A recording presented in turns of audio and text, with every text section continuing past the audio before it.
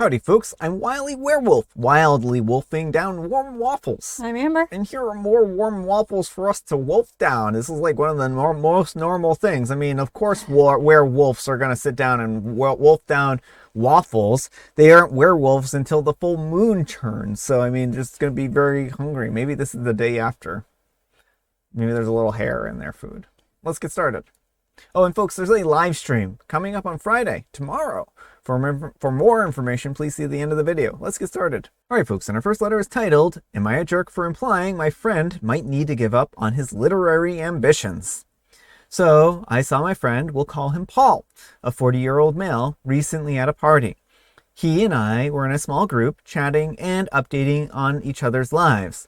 Well, someone asked Paul how his writing career was going. Paul works a normal 9-to-5, but also mentioned that he wants to be a writer for a few times and is working on taking it more seriously and taking classes and such. He said that he has started submitting short stories to literary magazines, but he has no luck getting published yet.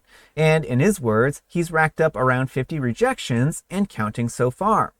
Well, other friends offered some words of encouragement. I'm not super familiar with the writing industry, but 50 rejections is quite a lot, and from my perspective, could mean something. Sure, 2 or 3 is no big deal, but 50 is quite a lot. I said something like, at what point do you stop submitting and focus on it more as a hobby than a career, since you haven't had any luck yet? I didn't mean to imply that he should give up necessarily, but just that it might be worth thinking about if he's already put a lot of work into it and it still isn't working out. I know plenty of people who write as a hobby but don't try to get published, and there's no shame in it. He seemed a little taken aback, but cracked a joke saying, at the 200 mark maybe. Later that night, he, maybe slightly drunk, sent me a text saying that my comment was disrespectful and he was hurt by it. Am I the jerk for making this comment and suggesting that it might be time for him to give up on getting published? All right, folks, what do you think? Yes, OP, you are absolutely the jerk. Since you have no idea how the publishing industry works, why do you need to say anything at all? 50 rejections may sound like a lot, but it really isn't that much in the scheme of things.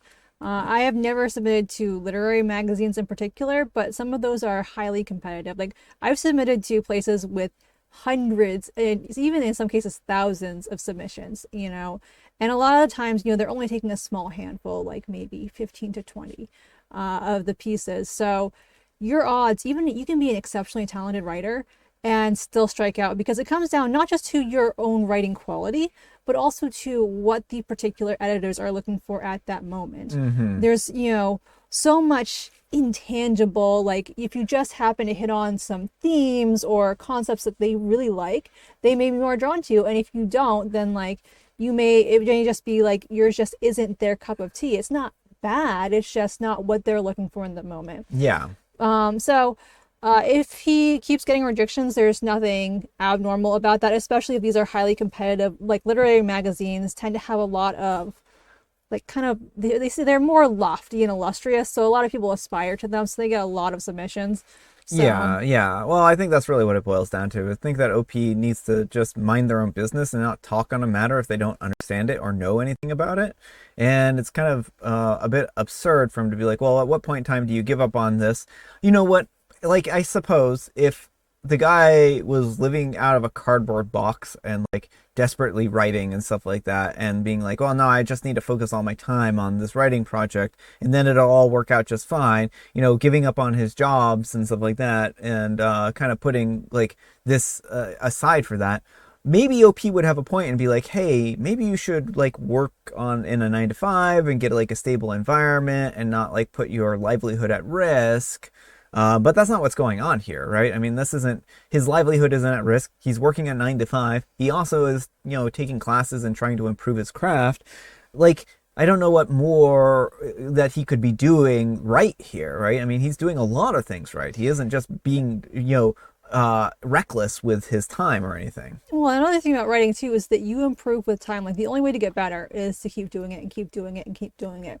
And so if you give up just because you're not getting, acceptances, you may not have written the right piece yet. It takes so long to hone those skills, And so you shouldn't just give up because you get rejected out of the gate. It's very common. I mean, Stephen King has an anecdote in on writing about how he got so many rejections, like he was just like sticking them to his wall. Eventually, he had to use a railroad spike to hold them all.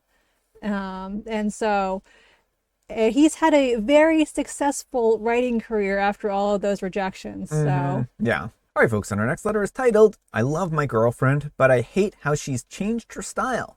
I don't have the heart to tell her to change. So when we first met, and all throughout our relationship, she had a very basic sense of style and fashion. And a couple of months back, she got inspired to try some new looks. Slowly, she got more comfortable wearing more random pieces. I don't know, I'd say that she dresses in a quote-unquote witchy way. Lots of layers and wears a lot of purple and that kind of stuff. I still think that she's beautiful and she's a great person, but I would be lying to say that I didn't wish that she would go back to her original wardrobe. I don't think that I would break up with her over this, but I've been finding myself being reluctant to hang out with her with my family and friends now. The reason that I'm at my breaking point is because she started to want to decorate our apartment with some of that stuff that fits her vibe, like blankets and different pillows, and she's been looking at a new rug. I said no, but I lied and said that it's because I don't want her to spend the money on stuff that we don't need. But I just don't want to be embarrassed bringing my friends over to hang out. Not looking for advice, just need to vent. All right, folks, what do you think? well, OP, I'm going to give you advice anyway. If you are this embarrassed by her, then one, work on yourself and go to therapy and find out why you're so embarrassed by her having a slightly different style than what you prefer. Or two, break up with her and find someone who fits your aesthetic, because this is not healthy. You know, this your apartment, it sounds like you both live together. It's her space too, and she needs to have some say in the decorating process. And so oh well, I don't want you spending money, it's only going to go so long. Yeah. Eventually she's going to want to have a space of her own, and you're going to have to come clean. So have that conversation now, and work on yourself or break up with her. Well, I mean, I think there's still some middle ground here, right? Like, she doesn't own the whole house either, right? And so if he and she want to sit down and have a conversation, and you can say, I like that you're exploring new, clothes and stuff like that. And you have this new vibe, but I want, the house to be also match my vibe and fit my personality as well. So is there some way that we can, compromise, and you have, this area and I get this area to decorate and so on and so forth, right? Yeah, well, certainly with the house, there's room to compromise. But my big concern here is that he's embarrassed to bring her around his family and friends because of her fashion. Yeah. And again, like wearing a lot of purple does not, and layering her clothes does not scream like out there style. No, I mean, that just sounds like she likes layers and is experimenting with new styles. I mean, that doesn't sound like anything that's like, inappropriate or anything like that. Right. Like if she just suddenly became a nudist, and that didn't fit with their lifestyle, like that would be one thing. But being embarrassed because she is experimenting with her fashion is, this isn't a healthy relationship if you don't want to show her to your family and friends, and if you would be embarrassed to be in a house that she has any say in decorating. Yeah, and I think the embarrassment part is where I have the biggest problem here, because he shouldn't feel embarrassed to be around his partner. And if he's embarrassed of her, he's not doing her any favor by staying in this relationship, right? Like, this is a two-way street, and he really needs to probably go to therapy and work on like his own personal feelings about control and stuff like that. But also, like, if this is a deal breaker, he's allowed to have a deal breaker here and say, I think that I just need to move on in our relationship. I think that I need to find somebody else, blah, blah, blah, right? I think that this is kind of an OP problem, though, not her. Yeah, it is. Because you can have a happy relationship where two partners have different fashion senses. Like Brian and I do not have the same fashion sense. We don't have the same decorating tastes. And yet Brian isn't like, I could never let my mom come over to our house. Heaven forbid she see all your Halloween stuff you have in the middle of March. Yeah. And I mean, like, and that's really what it boils down to. I mean, the thing is, like, if you can't be happy for your partner, then like, what are you doing in that relationship, right? But let me know what you folks think. So anyhow, take care and good luck. But folks, let's see what the Wheel of Judgment has to say. Wheel of Judgment, turn, turn, turn. Tell us the judgment that OP's earned. Info needed, but What more info did information. you need, Wheel? The Wheel's like, I need to see these outfits. I need some pictures here. What are we talking about? The wheel is a coward. Shame on you, Wheel. All right, folks, and our next letter is titled, Am I a jerk for not telling my fiance that her engagement ring isn't real? When I, a 32-year-old male, proposed to my fiance, a 29-year-old female, I bought a beautiful $5,000 ring, or so I thought. It turns out that the jeweler scammed me, and it's a high-quality cubic zirconia, not a diamond. By the time that I found out, the jeweler was already bankrupt. My fiance loves the ring and constantly gushes about how sparkly it is. Her friends are jealous. Her mom even keeps bragging about how generous I am. Every time I feel sick because I know she doesn't know the truth. I haven't told her because I know that it'll crush her and make her feel like the ring and maybe the proposal was fake. But keeping it feels like a lie. She wants to get it insured now, and I know the truth will come out if I don't say anything. Am I the jerk for keeping it a secret so far? All right, folks, what do you think? Yeah, you need to come clean now, OP. I mean, she already wants to get it insured. Like you said, the truth is going to come out eventually. It sounds like you didn't know that this wasn't a diamond at the time, so like you can explain that to her. You paid $5,000 for this ring. You got scammed, and it's unfortunate, but that doesn't mean that your thought and love wasn't there. You just didn't know enough. But it is important for her to know the truth. One, for insurance purposes, but also because cubic zirconia doesn't hold up as well as diamonds do. There are some replica stones, like I believe moissanite actually is relatively robust, but from what I understand, like cubic zirconia is not necessarily going to stand up to the daily wear and tear in the same way a diamond would. Yeah. Or white sapphire. Apparently white sapphire is a very, very tough material as well. And it looks just like diamond. And many white sapphires are lab made. So, I mean, you can just get a lab made white sapphire and replace it. You know, the thing is that I think that OP was under the impression that this was real and they were scammed and this was fraud, right? And they can, if they paid credit card for it, then they can get their credit card to actually probably reimburse some of the cost of that, because this would fall under fraud, and I believe credit cards do tend to cover fraud, right? But if this was cash, then OP's going to have a really hard time getting that money back in any way, shape, or form. And the thing is that I think this is kind of the moral of the lesson here, is that you should always get your ring insured after you buy it. And that way you can ensure that, well, one, it's real, right? And two, that if anything were to happen to it between when you propose to your partner and they get it, you know, or when you buy the ring and you propose to your partner, that something doesn't tragically happen to the ring. Like, you know, how many times, you know, people will accidentally drop the ring into the ocean or something like that, right? And like, this is one of those things where it's always wise to take something that's a very expensive investment, or you know, an object that's very expensive, and actually get it insured beforehand, right?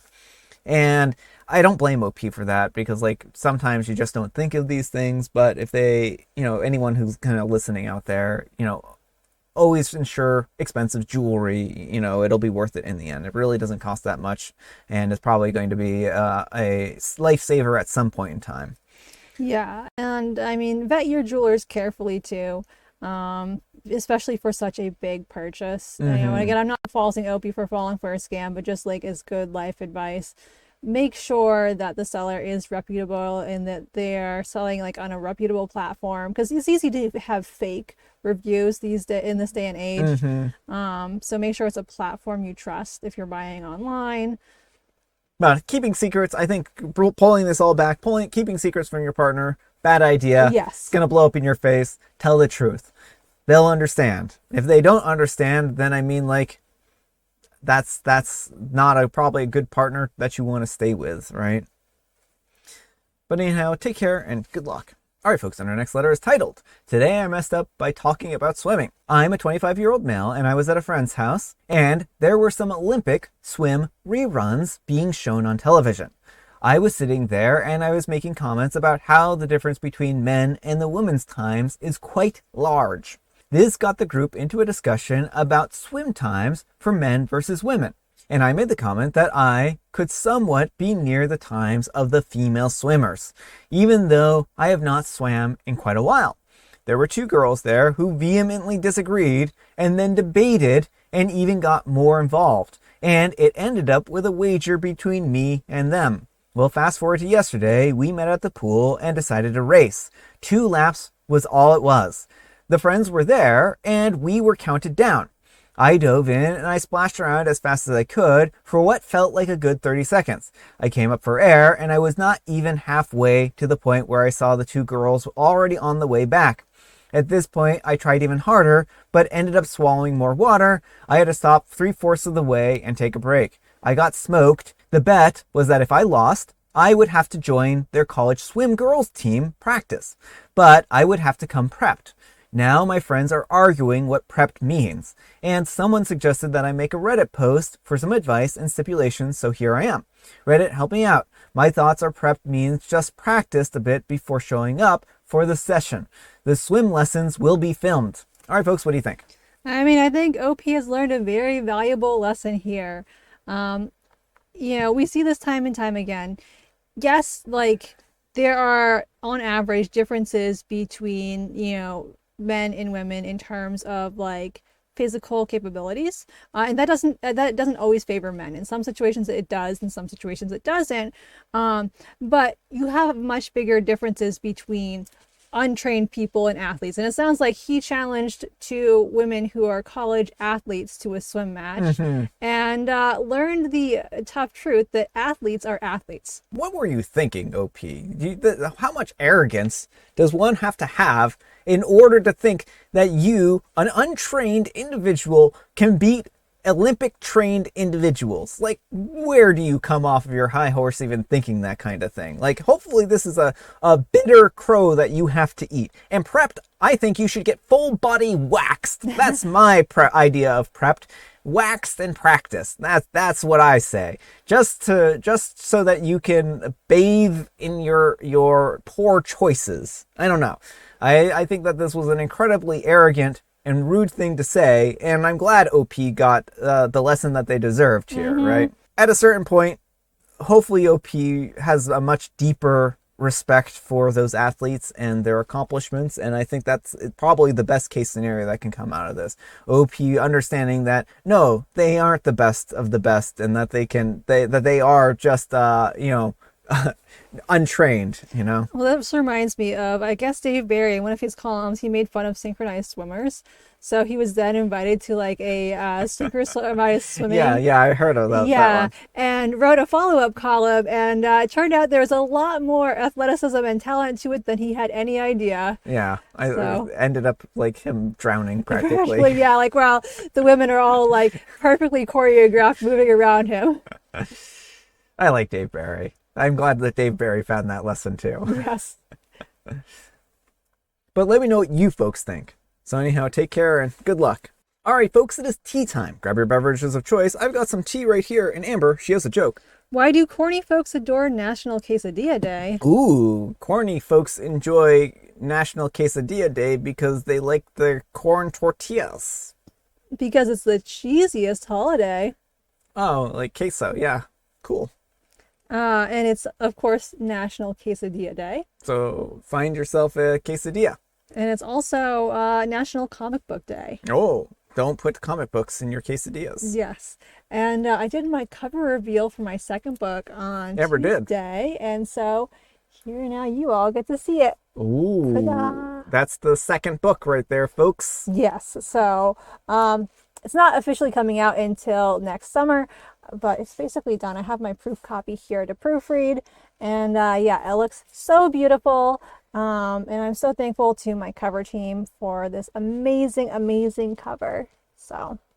And I have Licorice Spice.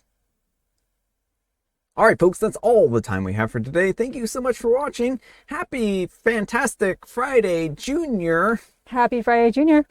Thanks to Amber for joining me today. Thank you for having me. Amber, we need some kind of moral advice and or guidance, and please have it a hodgepodge for Hodgepodge Thursday. If you're uninformed, it's probably best to keep your thoughts to yourself. Yeah. Thanks so much for watching, and we'll see you all tomorrow. Bye.